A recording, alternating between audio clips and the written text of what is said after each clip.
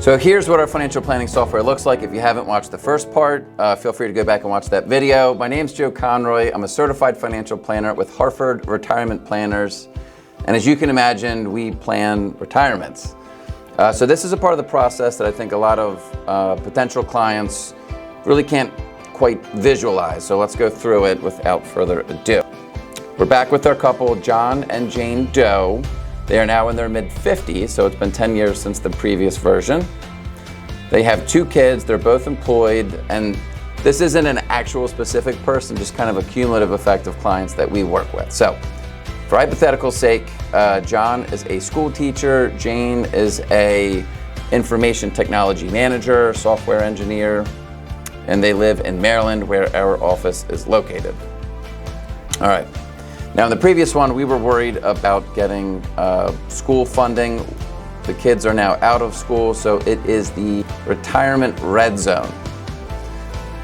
First, what we do is we're going to start with some basic information like the state of residence, age, things like that, and then we get into goals.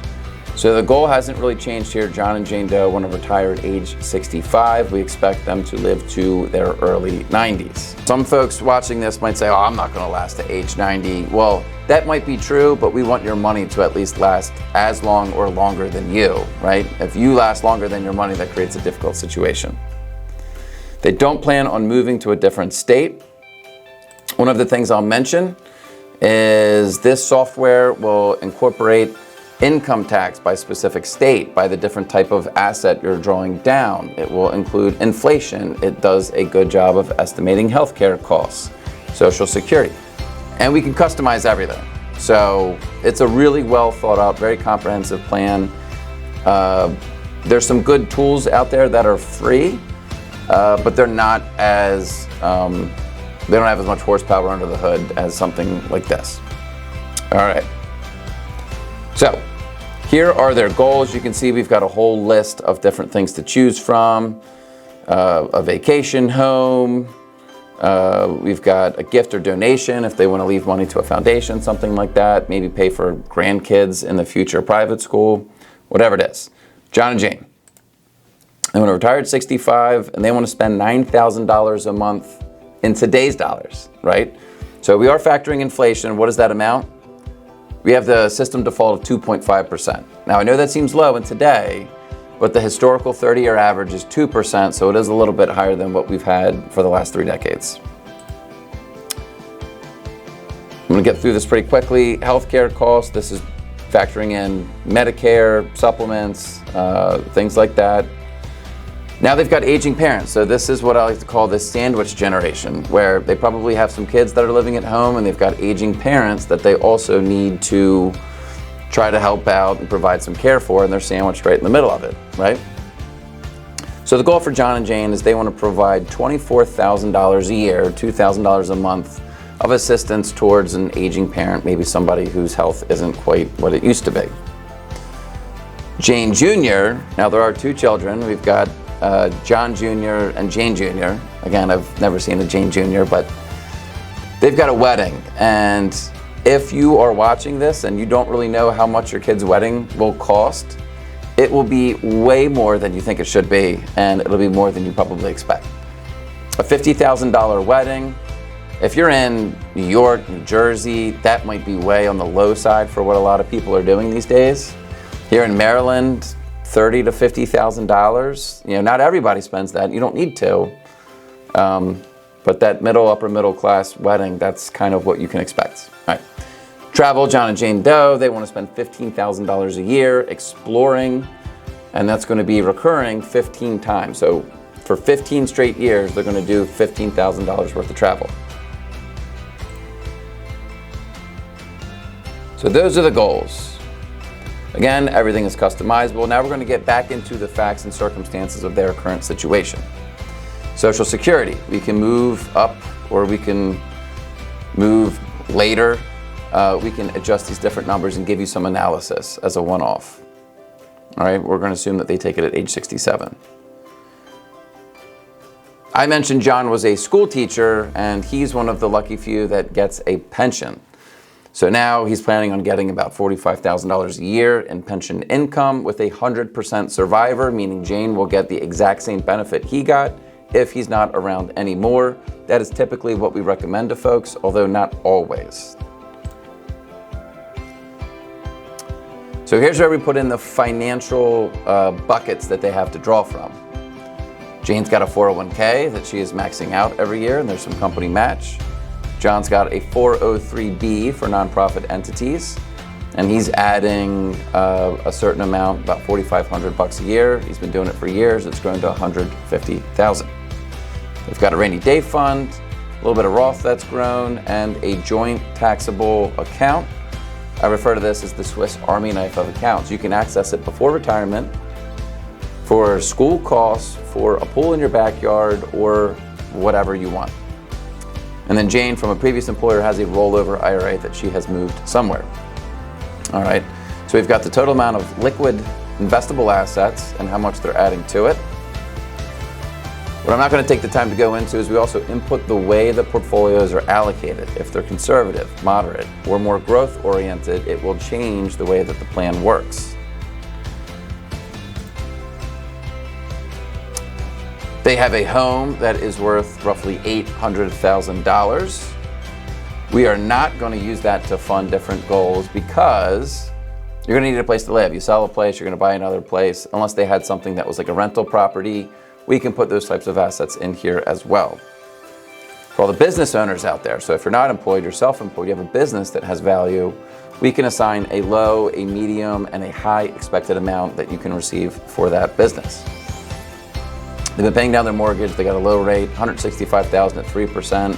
Probably doesn't make sense to overpay it, although it depends on the person across the table from me what advice I would give. I call this the Costa Rica number. I mentioned that in the last video. This is the sell everything, pay off the debt, give me one big check, I'm going to Costa Rica. All right? Their number is 1.5 million. Now, if you're watching this and you're in your mid-50s and you're thinking, oh my gosh, I don't have a 1.5 million net worth, I can't retire, I'm behind the ball. That's not the case.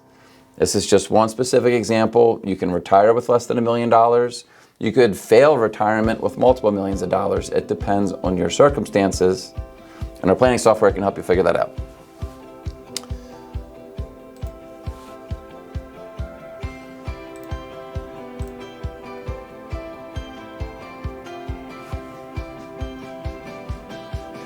All right, so now we're gonna get into the results portion. So before I click the button and see how we do, I wanna explain what these numbers mean.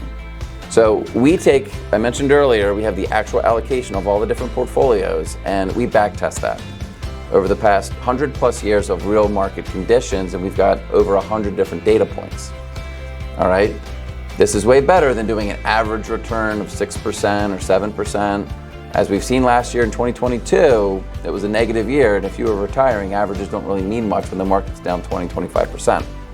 So we take the good years, the bad years, we mix them all up, and we run it 1,000 times over, randomly generated the whole time. And we're shooting for a confidence number or a success rate of 65, 70% or over.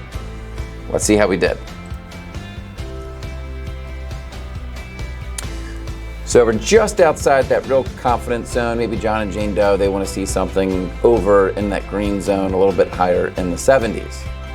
Now, this isn't time to panic, right? Sometimes people come in and they're way lower than that, or they're way higher than that. The value of the plan is what I am about to show you. And that is in adjusting the numbers and playing around to see what fits best.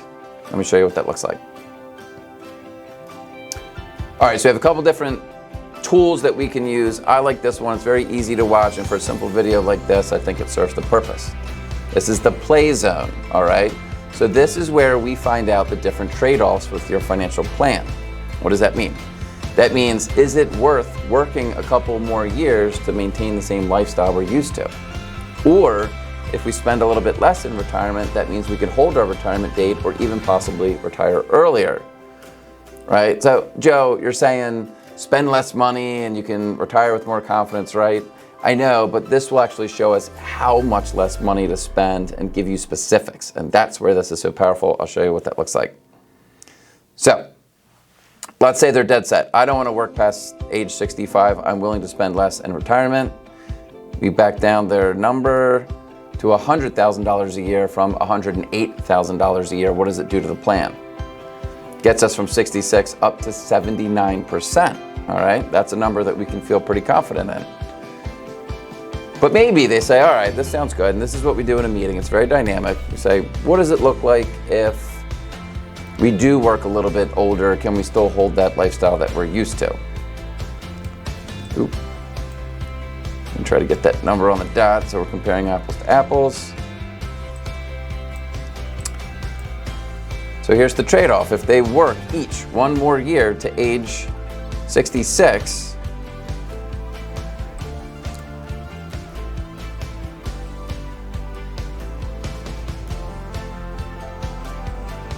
it does help the plan, but one more year of work gets them to 74%, but spending $8,000 less actually increases their odds to 79, or 5% better. So spending less in retirement for this scenario and for most people has a greater impact on your retirement success than working another year or two. So get control of your budget. Now, here's where we can play with things where maybe they want to provide a little bit more care. Can they spend a little bit longer? We can adjust these dials all day long. That is the value of this, and that is what financial planning looks like with Hartford Retirement Planners. Thank you for watching.